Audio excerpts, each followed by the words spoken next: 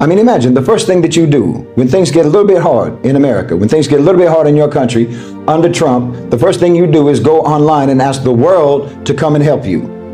The world that nobody helped when you were doing far worse to them than what's being done to you right now, than what you're doing to each other right now. Your first instinct is to ask someone else to deal with it for you. You want to outsource your own resistance because you have no moral grounding. You know, you're digging your heels in, right? You like to say you're 10 toes in, standing on quicksand. You're standing on nothing but quicksand. I mean, you're talking about, but okay, let's say that you do the work individually. Let's say that you actually do the work individually. Well, then the next thing, obviously, the next thing is going to be doing work on the community level. And I've talked about this many, many times. You need to start building parallel structures, parallel networks, parallel power systems, ecosystems. You're not going to capture state institutions.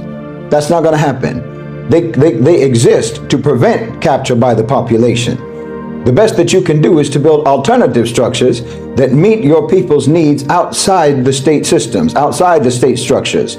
Mutual aid networks that don't rely on NGO funding or government grants and so forth. Alternative education systems, homeschooling networks, study circles, skill sharing, and so on.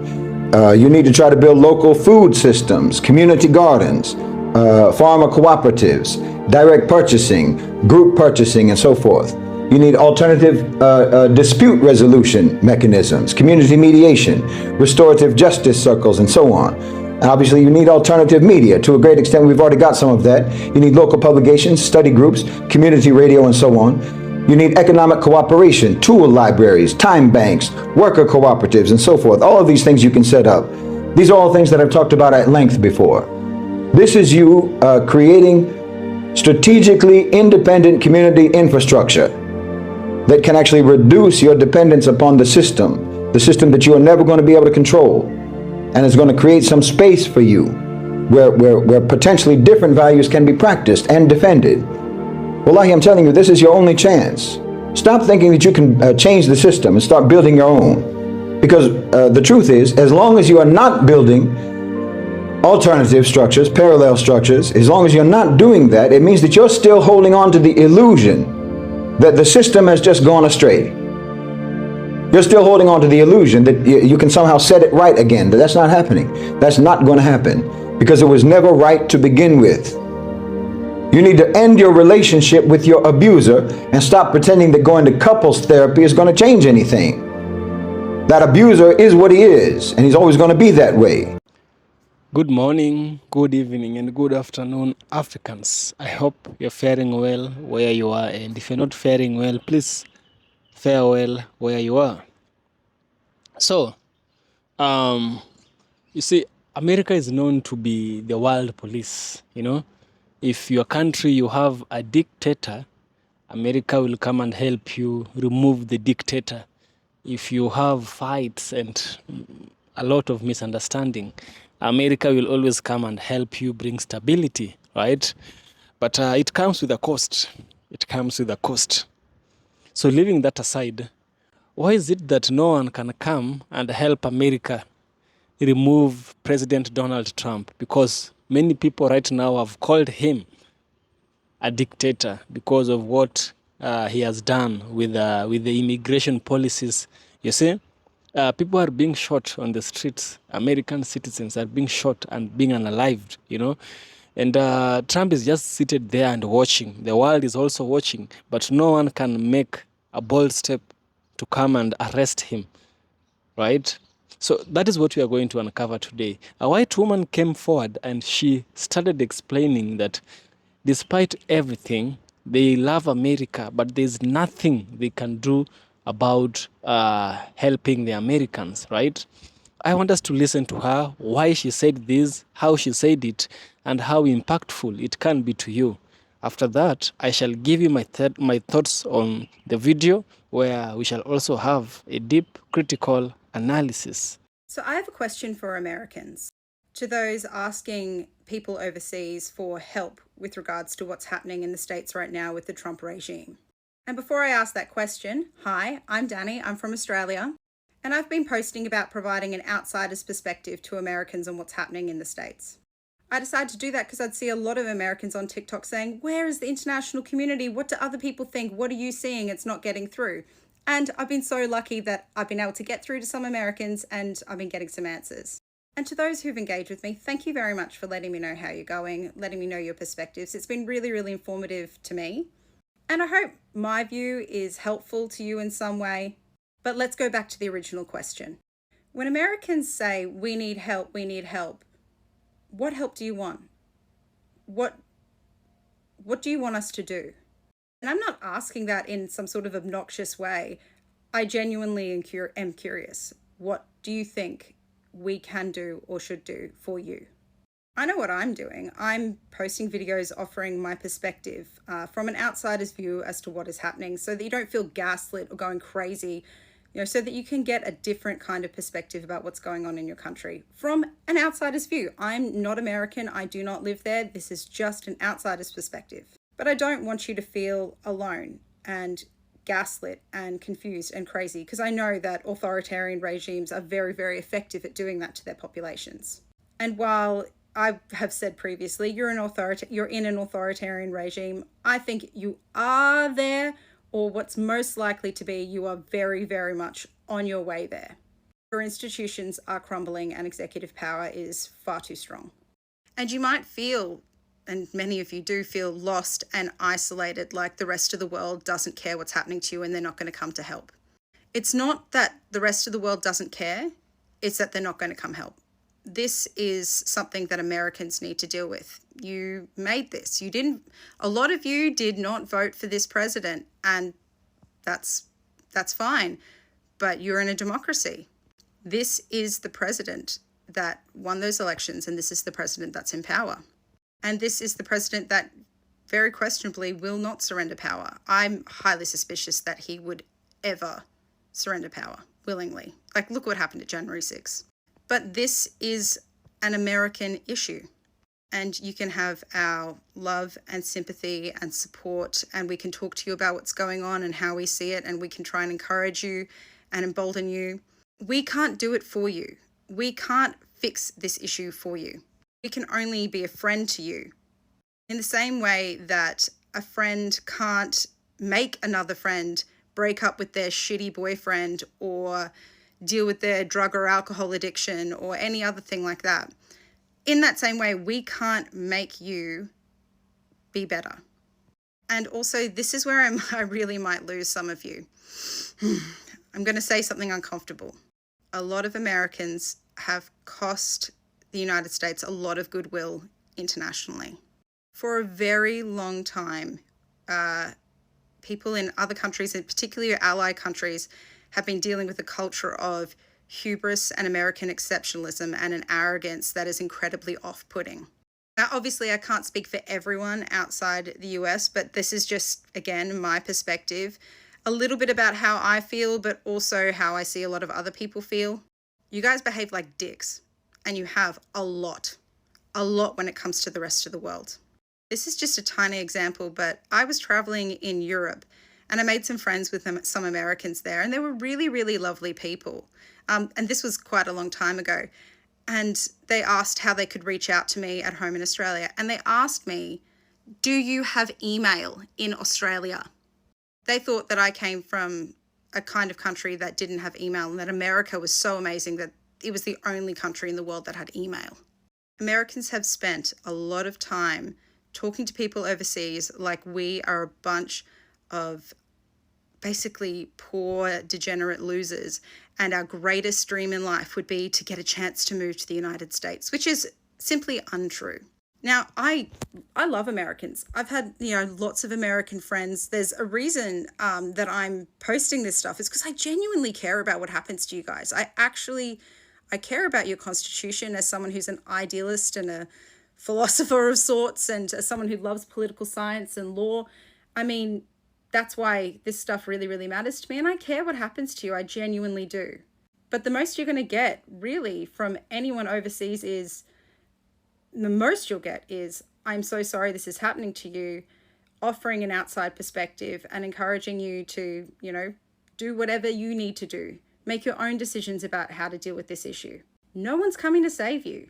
Also, there's huge geopolitical and military reasons why, like, we wouldn't even do that in any sort of formal way. Like, our government wouldn't do that in any sort of formal way. That's, you know, America is our ally. The US government is our ally. Australian and US governments are allies. We have substantial military assets, the US military assets in our country. Ally nations will act within their own best interests, even when the US is pushing them away and treating their allies with contempt. No one's coming for you. No one's coming to help you.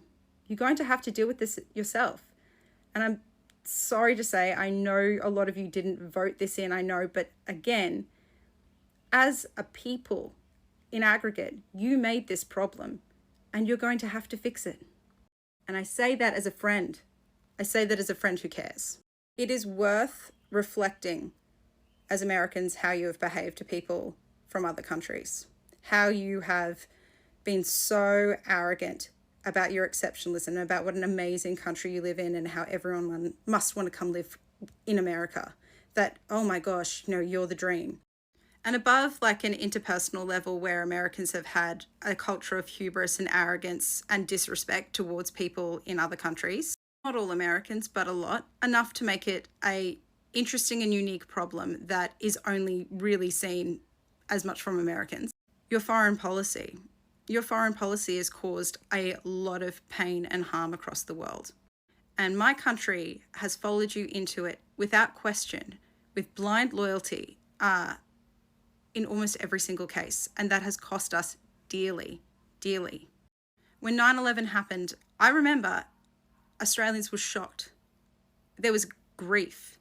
I mean, I remember going to school that day because I was 11, 12 years old. And yeah, it was bizarre. And definitely at my school, everyone was just completely stunned. And we jumped into that war on terror. It was like, someone did that, let's go. We jumped into that war on terror and also the war in Iraq without question. And our military service people have suffered. They've also suffered. I mean, there was a lot of loss of life of US soldiers due to the war in Iraq and the war in Afghanistan.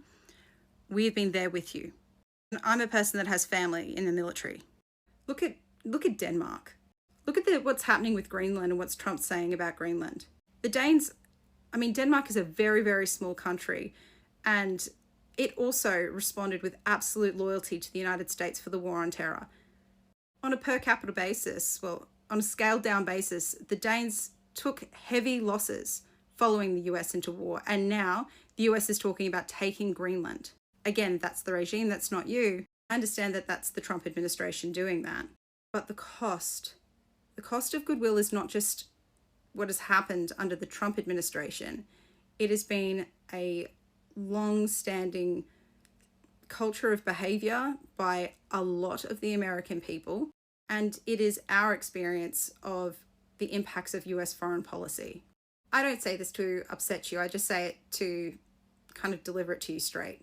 And frankly, me posting an outsider's perspective on these issues, which is critical of an authoritarian regime of a country as powerful as the United States, that is not without risk to me.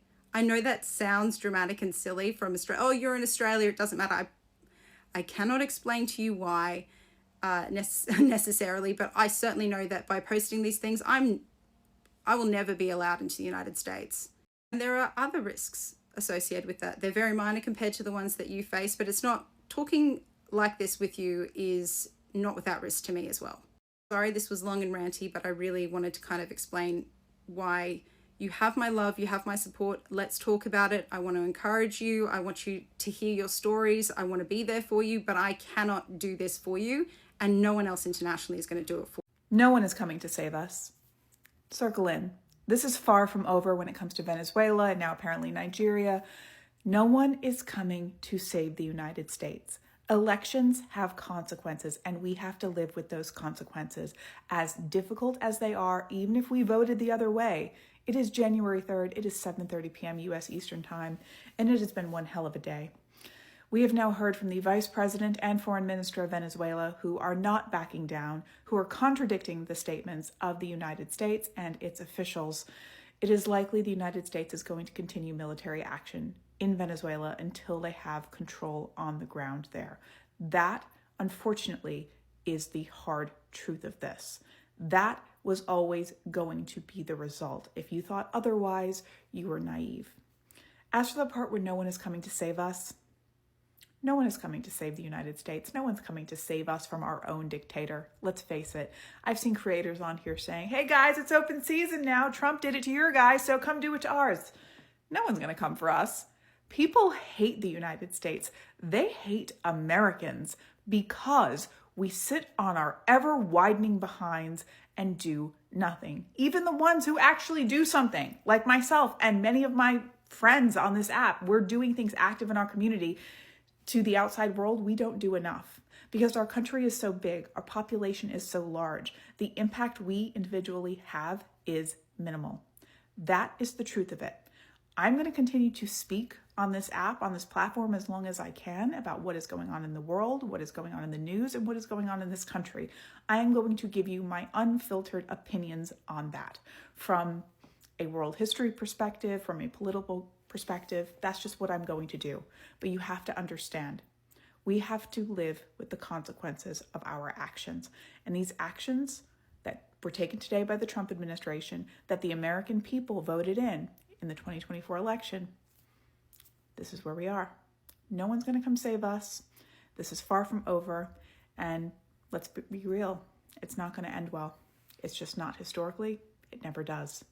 And despite Americans getting on these apps and complaining about America and just how ghetto it is, we refuse to revolt and rise up because we are just too comfortable. Our overlords know exactly what it takes to get us to settle back down. Re-release the McRib. Give them a snack wrap. Hell, they might even bring back the dollar menu. Then y'all will really be quiet. Give them Dubai chocolate. Give them spicy nuggets. Give them Love Island. Give them funky-ass Labubu dolls.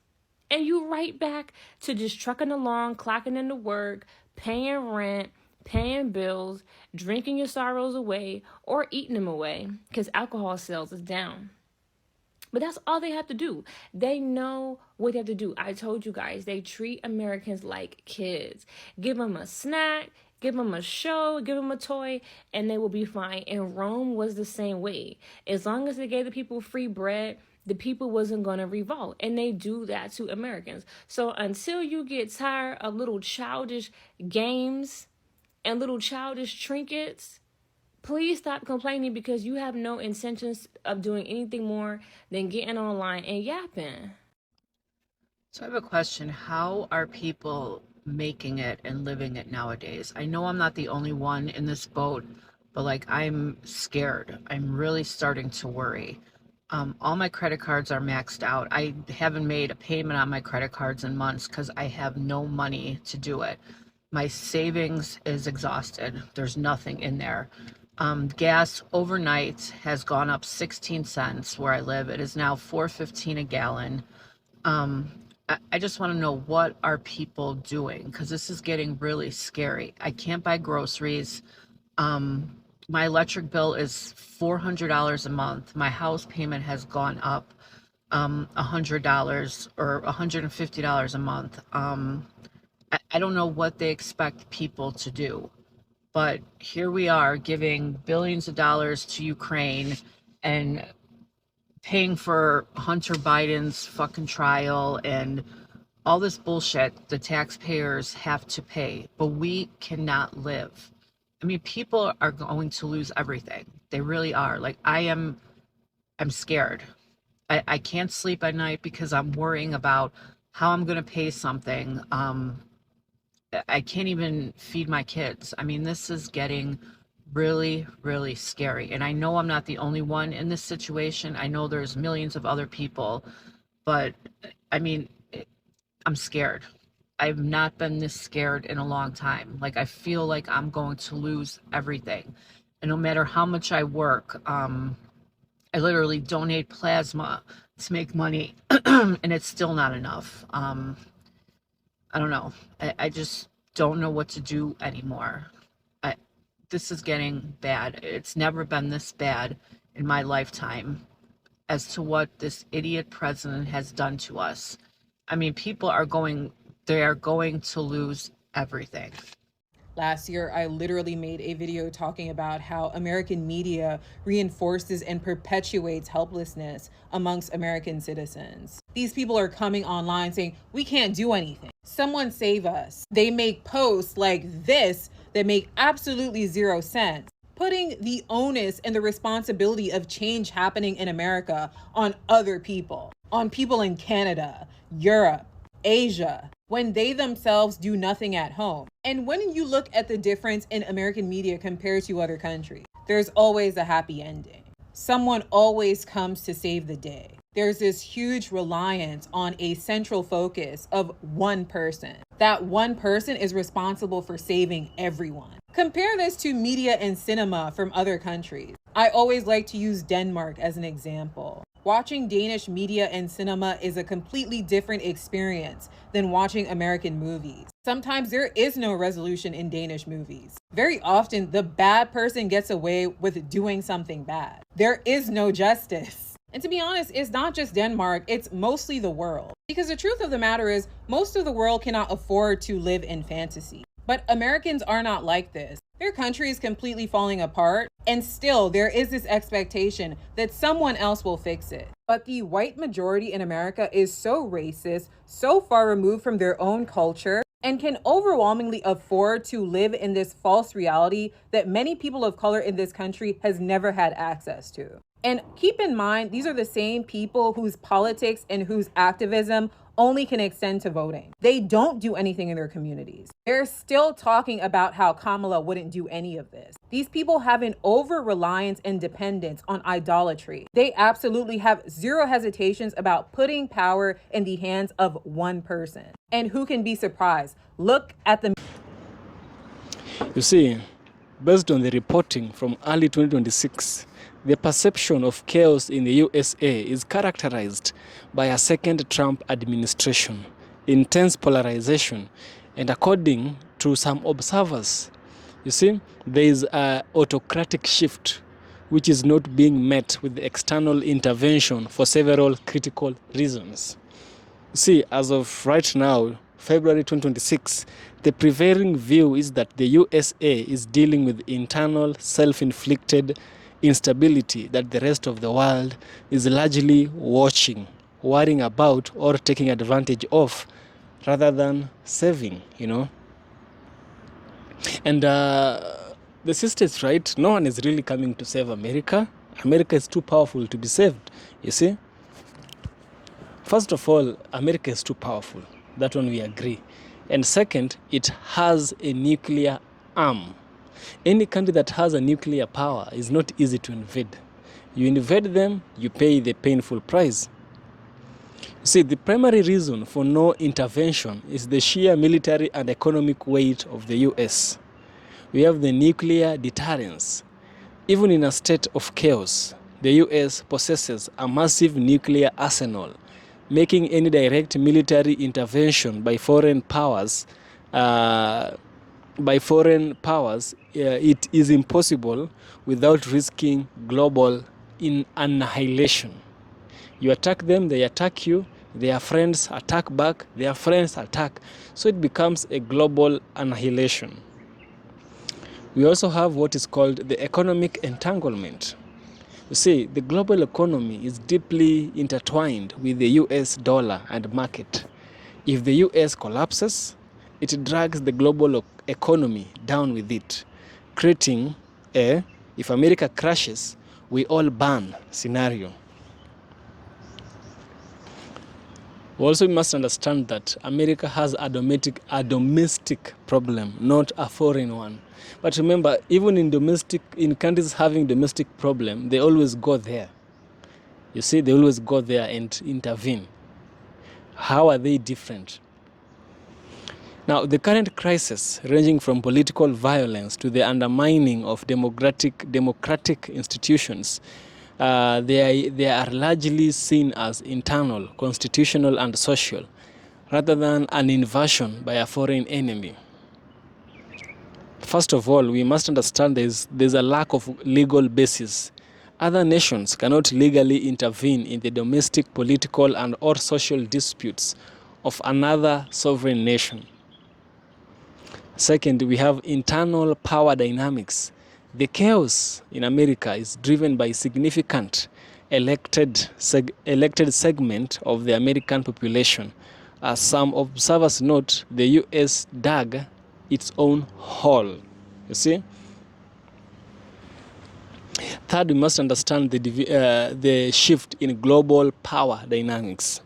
The geopolitical landscape has changed, and many nations are no longer looking to the US for guidance or protection.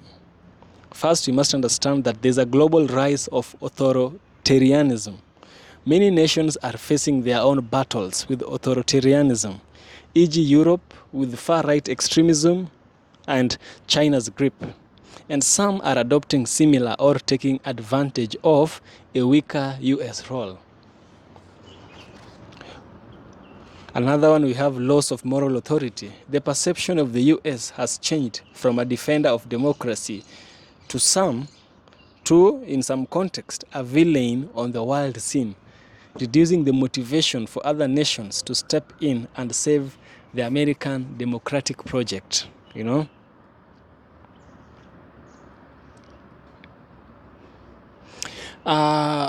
There's one last point that I gathered, which says that other nations are preparing for a post-American world. You know, post-American world. See, every civilization fails. Every civilization fails. The Rome Empire failed. The Persian Empire failed. The Ottoman Empire failed. Genghis Khan failed. You see, Alexander the Great failed. Like they don't go on forever. And so America is no different. I need you to understand that. So there are some nations which are waiting, or rather they are preparing for a post-American world. Rather than saving the US, many countries are actively working to minimize their reliance on it. How is that done? It is done through diversification. World leaders are strengthening their own alliances and diversifying their economies to protect themselves from American instability. This is what is called self-preservation. Nations like China and Russia are perceived as taking advantage of the vacuum left by a less influential US rather than intervening to fix it, you know? And number 5, the last one, is internal resistance, which is faltering. Internally, the mechanism of saving America, mass resistance, is hampered by a population that is tired, financially stretched, and, for many, supportive of the changes. We have normalization of crisis. You see, extreme situations have become normalized, and many people have too much to lose, homes, jobs, to engage in this type of mass disruptive resistance that could force a correction. In summary, the world is not coming to save the US because it is an extremely dangerous, nuclear-armed and self-destructive superpower, and most nations are focused on insulating themselves from the resulting fallout, you know. So basically, countries are preparing for a post-American world, you know. They know it's going to happen, and they are building structures so that when it does, they don't get affected. Yeah. I'd really love to hear what you think about this. Share your thoughts in the comment section, and see you in the next one.